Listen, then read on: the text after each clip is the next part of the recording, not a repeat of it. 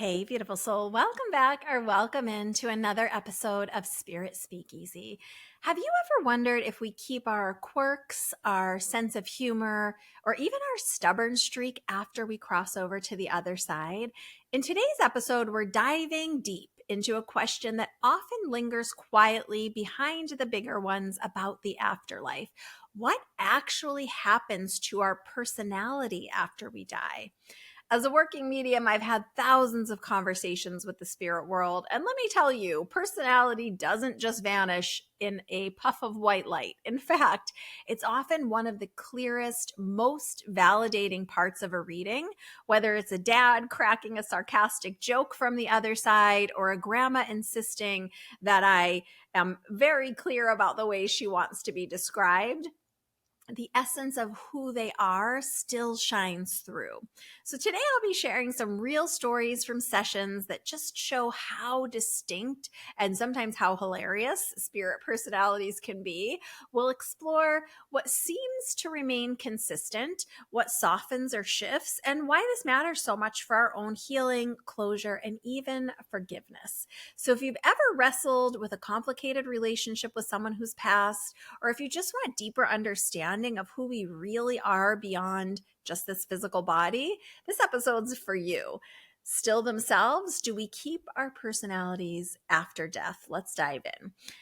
Part one, I want to just touch into this idea of, do we keep our personality after death? I want to explore a little bit our identity beyond just this physical body. If you've been here for any length of time, you've probably heard the phrase, we are humans, we're a soul in a physical body having a human experience. You might have also heard it as, we are not human beings having a spiritual experience. We are spiritual beings having a human experience. It all boils down to that we are a soul in a physical body. It's more than just a poetic idea. It's a powerful truth about who we really are. At our core, we're a soul, eternal, expansive, and multi-layered. And only a portion of that soul is what I like to think of as quote unquote live streamed, so to speak, through our physical body while we're in human form. That portion expresses itself as our personality, our sense of humor, our preferences, how we show up in relationships, even our habits and our flaws. But the larger part of our soul, what many refer to as the higher self or the soul self, remains outside the body, existing in full awareness. Our soul self holds far more wisdom and memory than our human mind can access while we're in physical form. That higher self, that soul self, contains every thought, every word, everything we've ever spoken or done, every emotion we felt. It holds the essence of how we've shown up in every relationships, moment by moment, not just in this lifetime, but in any lifetime our soul has ever experienced. It's like a mystical, limitless database that knows us completely, even if we don't consciously remember all that we are right now in any given moment. So when someone passes, they don't disappear, become some vague, formless, mystical puff of white light. They return to that fuller version of their true selves, the expanded soul self. They don't lose who they are here. It's quite the opposite. Their personality, their quirks, their emotional patterns often can be communicated even more clearly in spirit than they did in life. Why is this? Because those qualities aren't just being filtered through pain, illness, our complicated human egos. What's left is the true energetic fingerprint or energetic stamp of the person. And it often shows up in these vivid, unmistakable ways. As a medium, I found that personality is one of the clearest validations in a reading. Like I was saying, whether it's a dad that wants to crack a joke about his daughter having a lead foot as a driver, or that grandma insisting she's not a gossip, she just likes to know information. The spirit world's constantly reminding us, hey, I'm still me. We're still us over there. And as a person who's lost a loved one, I found that the signs that they share often tie into their personality, their sense of humor, or something that's really unique to them. For example, after an old friend passed, I started finding dimes in the most random and strange places: under my car seat, in the dryer, at the gas station, and even once randomly inside an Amazon package. I definitely didn't order a dime. He was someone who always had like a little coin trick that he could do or a witty joke. He even collected coins, not the valuable kind, just the ones he seemed to find on the ground wherever he happened to be. So when I find dimes now, it's not all the time, but when they do pop up, it always feels like it's just his playful way of saying, "I'm still looking out for you, kid," with that same old wink in his voice.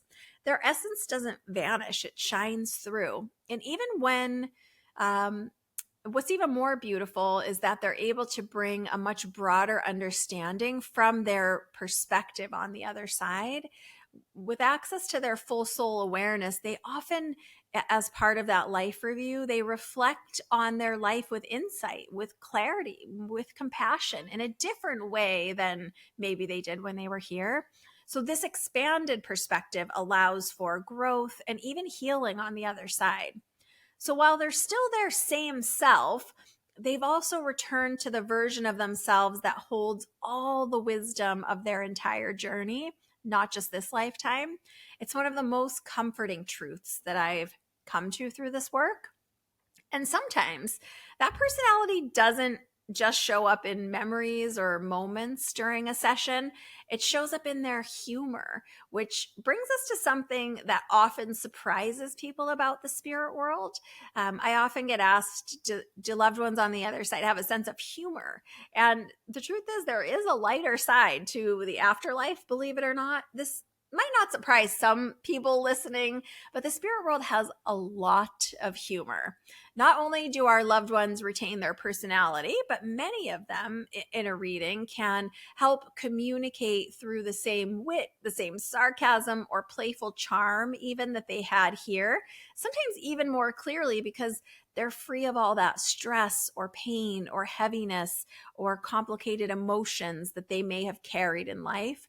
One of the most common ways spirits lets us know that they're okay is through laughter. And let me tell you, some of the things that they bring up during sessions are downright hilarious. I've had a mom cracking jokes about her own funeral arrangements and how the funeral home that they used had styled her hair in a way that she considered like totally unacceptable, didn't look like her, was really funky.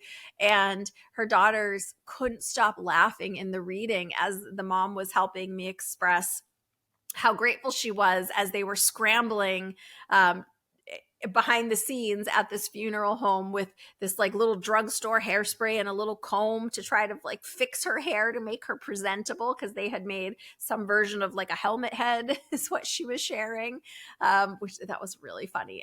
And even though it was so poignant to hear from their mom, the way she was expressing this just made them cracking up with laughter, because they were like, oh my gosh, we knew she would hate her hair like that. And it was a whole thing. I had a husband come through or communicate in a reading that they had loved to travel together. And he was sharing that his wife had an upcoming trip. As part of the validations, he was sharing, that trips that they had taken and adventures they had had, and that they still had things that they were looking forward to on their list, that he hadn't got to participate in due to his untimely passing. But he was explaining that his wife, who was my client, had a trip coming up, and he even was teasing her about not taking too much luggage, and she just bust out in laughter. And she was sharing like, oh my gosh, I can't believe he's still teasing me about my packing from the other side. But it was so specifically him, because the way she was saying it, it's like every one of these trips that they went on, she would way overpack. He would give her a hard time about it. And then when they were on the trip, it'd be too much luggage and he would give her a hard time about it. So this was like a running joke between them that I couldn't have possibly known, but meant so much to her because he did have that teasing, lighthearted personality with her, particularly around travel. I even had a charismatic, very charming younger brother who was helping me deliver a sarcastic, kind of like a one liner to his sister, who was my client, about how very handsome he is, which brought her to laughter. And she was saying, oh, yeah, that's definitely him, because as part of the reading, he was talking about memories they had. And he was also helping me express some of the photos that she still had of him that she still really liked. And then he just kind of chimed in, wanting her to know that he's still as handsome as he ever was, and he's still the most handsome one in the family. It was like those types of jokes. And she was like, oh my gosh, that's definitely him. That's so him. So it really can be in so many ways that these little droplets of humor infused really remind us of exactly their personality and who they are. There was one dad that communicated in a session, and as part of the reading, he was reminiscing about how active he was in his daughter's life. His daughter was my client, and he was particularly reminiscing about when he was teaching her how to drive, because they were just so close. They did so many things together, and he really tried hard to teach her as much as he could. And this driving thing was like a really big story in their family and in their relationship. And then he was teasing about her driving and helping me understand that from his perspective on the other side, he just wanted to acknowledge that she still has that lead foot and that she still drives like she's trying out for NASCAR. And she had been tearing up because of the poignancy of him sharing what a wonderful dad he was and how involved he was, and how he was really taking so much of his time, even after long days of work, to teach her to drive. And then she went from being tearful to like cracking up laughing, because she's like, oh my gosh, he always teased me about driving too fast and stopping too hard.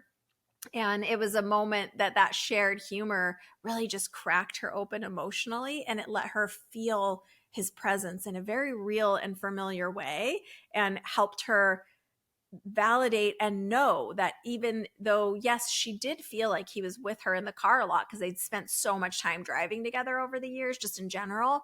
But him making that joke about her still driving too fast and having a lead foot really validated for her that, yeah, he is still spending time with her in the car. He is still there with her. He does know that she's still driving this way. And it just somehow cracked everything even more wide open, which was really beautiful.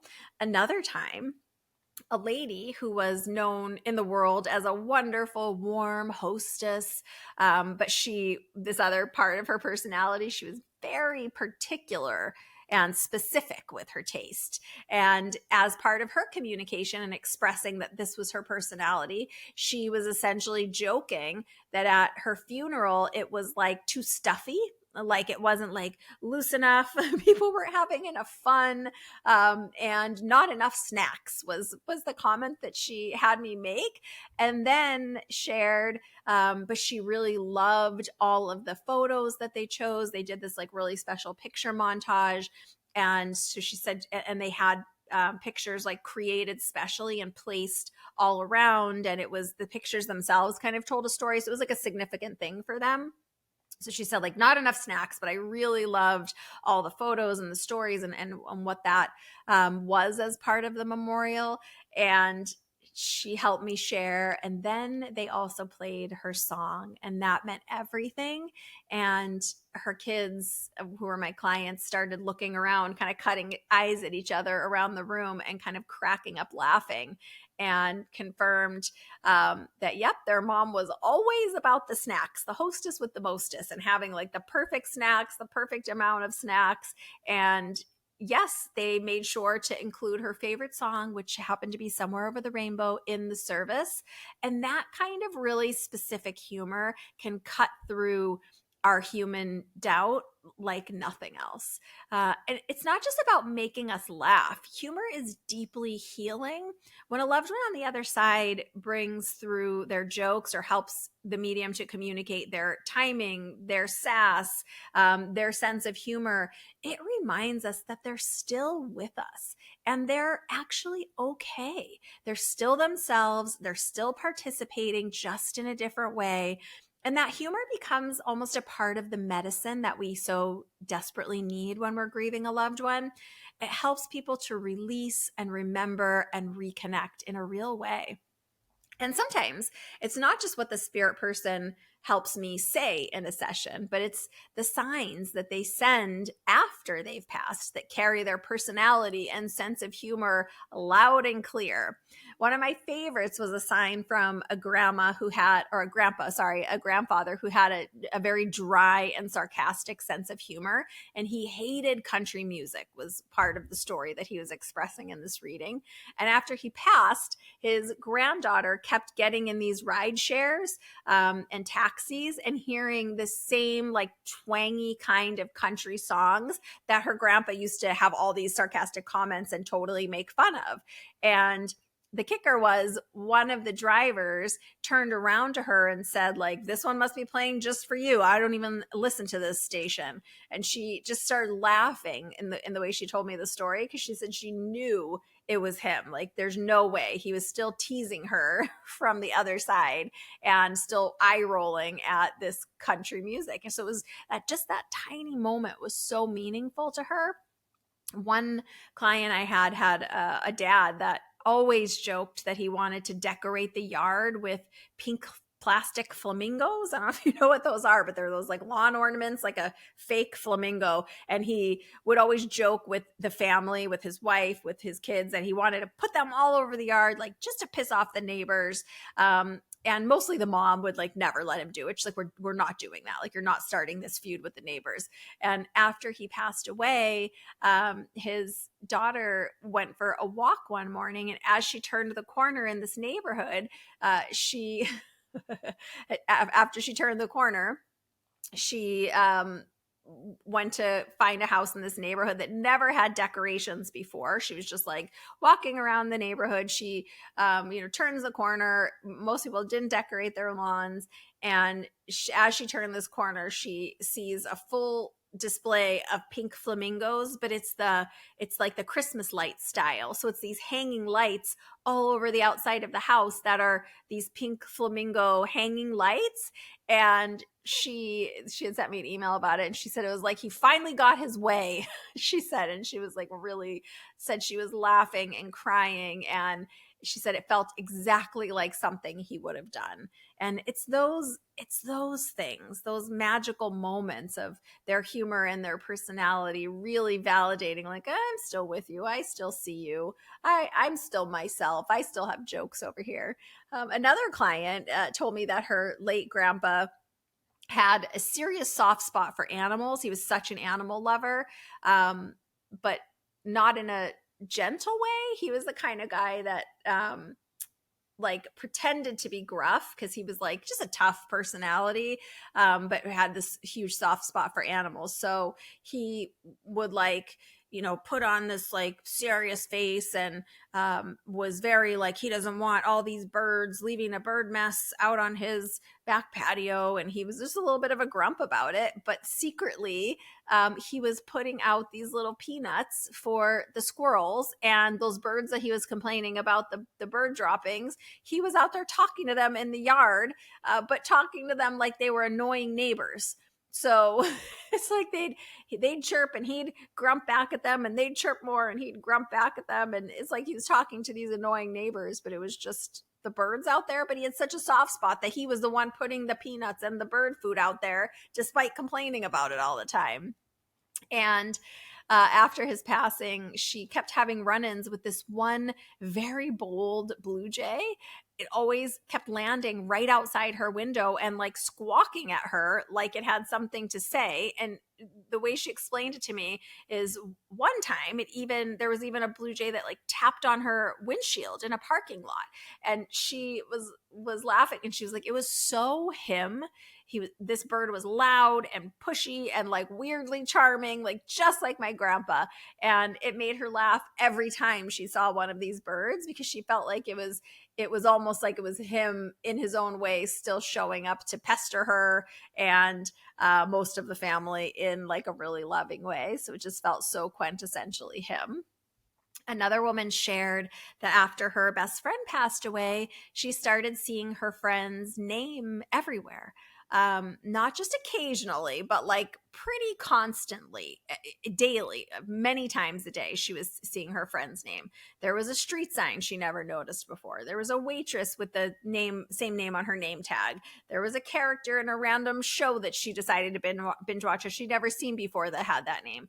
But the funniest moment, she said, was when she opened her inbox one morning to find a promotional email, like a marketing email, that said, dear so and so, her friend's name, dear friend, you're invited. And it was her friend's name coming into her email box. And she said she like startled and laughed at the same time, because she said, the way she said it was so funny. She said, I felt like she was like RSVPing to my life. So just these little funny droplets of ways that they can still show their personality, and that they could still let us know that like, I'm still me. Because I know that that's a really big fear and concern for some people when we lose someone that we really care about.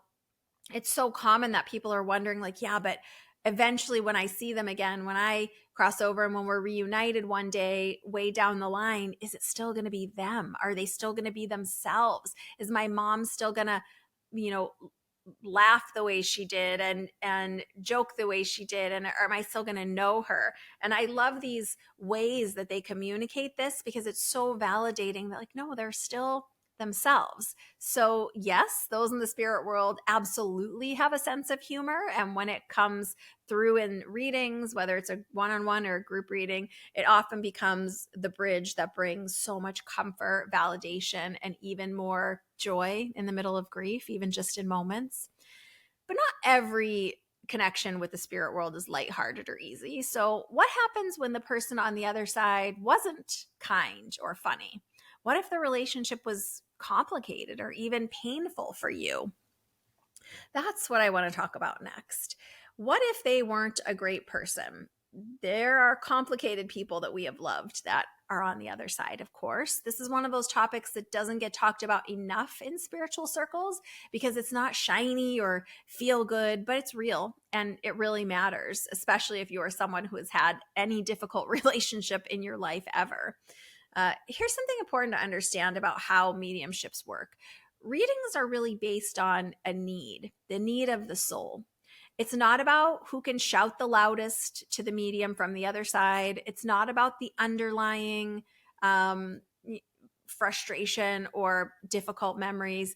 It's about the underlying emotional need, the healing, the peace, the closure, release, clarity, love, things like that. These are often the types of needs that help build the energy for the spirit person to communicate, especially in complicated or painful relationships. Spirit communication at its heart is soul work. It's not always easy, but it's always meaningful.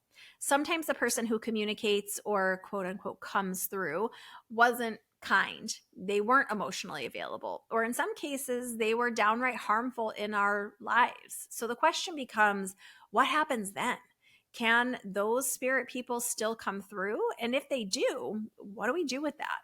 The short answer is yes. Complicated spirit people do sometimes communicate in the reading, not always, and definitely not on command. But I have absolutely had sessions where a parent, a sibling, a partner, for example, communicates from the other side who had a difficult or painful relationship with the person sitting in front of me. As a medium, my job isn't to make excuses for the loved ones on the other side. It's not to dress up their behavior in spiritual language. It's to be honest and create a safe space for the communication and let what needs to be shared be shared. Sometimes that includes a spirit person acknowledging their harmful actions. I've had spirit people communicate things like, I didn't know how to love you, or I was cruel because I was in pain, or even just, I'm sorry, and different versions of apologies. Not every message is about glowing, happy memories. Sometimes it's about accountability, accepting responsibility, and finally, sometimes it's about offering emotions they never could in life, or even just acknowledging that truth. For some relationships, the heaviest, most lingering question, the actual need, is, do they know how much they hurt me? That's some people's really heartfelt, deep question. I remember one woman who had been estranged from her father for many, many years. And in the session, he made me aware of him and communicated, and the energy or the emotion was quiet, almost humble emotion. It was so different from the harshness that she remembered of him when he was here, but he did express that that's who he was when he was here: harsh, difficult, challenged, angry. And he didn't defend his actions. He simply acknowledged them. He brought up enough specific details to show her that he did truly understand the impact that he had on her. He acknowledged that she felt abandoned. He shared the emotion of, I see now what I couldn't see then. And he offered what felt like a deeply sincere, heartfelt apology. Of course, it didn't fix everything, but it cracked the door open just a little for her to begin her own healing in a new way. I also thought of another client that had been emotionally and verbally abused by her older brother. And in her reading, she wasn't expecting him to communicate at all. And honestly, she wasn't even sure she wanted to hear from him as we started working with him. But when he showed up, the emotion, the presence of him was calm, not forceful. He didn't try to justify anything. He simply communicated that he was angry, that he was depressed, that he took it out on her, and that he deeply understood and was able to see and accept all of it now from his perspective, and really wished that he hadn't treated her like that and hadn't put her through those things. That simple moment, just acknowledgement without excuses, was the most powerful part of that session for her. It was a very short segment of her session, just a handful of minutes with him, but she told me later she didn't even know she needed that, but she deeply did. And it really helped her let go of some things and move forward in a new way. And then there are times when just the person's presence from the spirit world is the message, a way of saying, I see you, I'm here if you want to engage, but I honor your space if you don't. Because even on the other side, souls are still evolving. Growth doesn't stop after we pass. Just like in life, not every soul is ready to take full accountability, and not every person that comes in for a reading is ready in that moment to hear about it. And there is still some learning being done on the other side. Some loved ones that we've had really challenging relationships, if it's not time for that communication to happen, will let themselves be known in a reading, but will stay quiet. And sometimes that too is part of the healing process and part of the message. As mediums, we have a responsibility to be trauma informed and heart aware in how we deliver these messages to our clients. Not everything needs to be said. There are definitely things that I become aware of in a reading that I don't say specifically. Sometimes the greatest gift is our discernment as a medium of what we need to express on behalf of that spirit person, so that our recipient knows for sure that it's them and that they know what happened, but not so much so that we re-traumatize them. That's the power of discernment. It's a gentle truth. Or even just saying, this person is here, but we don't have to go there unless you're ready. I actually had this happen with a man whose session was focused mostly on his mom and sister who were on the other side. His dad was present from the spirit world. So I was working mostly with mom and sister in spirit. And then I was aware of dad, and it felt like he was standing just behind them in my awareness. His dad had been a difficult man, and the relationship had been strained and painful in life. And I was aware of that father's presence, but also of the deep hurt that he'd caused for my client. I let the client know that his dad was standing respectfully at a distance, not pushing in, just holding space and offering a message, if you will, of, I'm here, and when you're ready, I'll be ready too. At that time, that client didn't want to engage with his dad. He didn't want to hear from him in the reading, and that was perfectly fine. His mom and sister continued communicating with loving, beautiful validations. And a couple years later, I had the honor of reading for this gentleman again. This time he was more ready, and his father was there from the spirit world and ready to share. And although it was a brief part of that session, he shared some really hard but much needed truths. He expressed regret and offered quiet but clear apology. Because not all messages are about rainbows and reunions. Some are about liberation and honoring the truth of our experiences, even the hard truths of the hard experiences. And I think we all know by now that healing cannot be rushed. And I don't believe the spirit world wants to pressure us, but they are patient. They're willing to wait. They're willing to meet us wherever we are with a new perspective, a deeper understanding, and from a place of truth and love and a soul level compassion. So, whether our loved ones were warm and hilarious, reserved and very particular, or complicated and even hurtful, their soul still carries the essence of who they were and the expanded wisdom of who they're continuing to become. And when they reach out from the other side to communicate, it's not random. It's rooted in support, in healing, in love. Personality doesn't get erased when we cross over to the other side. It becomes part of the way our loved ones can still remain, can still remind us, can still validate for us that they're with us. They're still themselves. They're still growing. I hope today's session gave you maybe a deeper sense of just how much life continues beyond this physical body, full of quirks and truth and laughter and, yes, even reconciliation. And if someone you've lost is on your mind lately, trust that they may be closer than you realize, just a heartbeat away. Not just spending time with you from the spirit world, but living on with you in your heart, in your memories, in the signs you receive, through your laughter and your healing. And what I've come to discover is that, yes, they do know that really hard thing. They probably have come to accept it, and they are working on everything they can from the other side to understand why they expressed in certain ways and not others, what they could have done differently, what we actually needed versus how they showed up, and so much more. So hopefully, as you continue to receive these signs, you'll continue to allow yourself to open up a little bit more to receive not only laughter, but healing and depth of understanding yourself.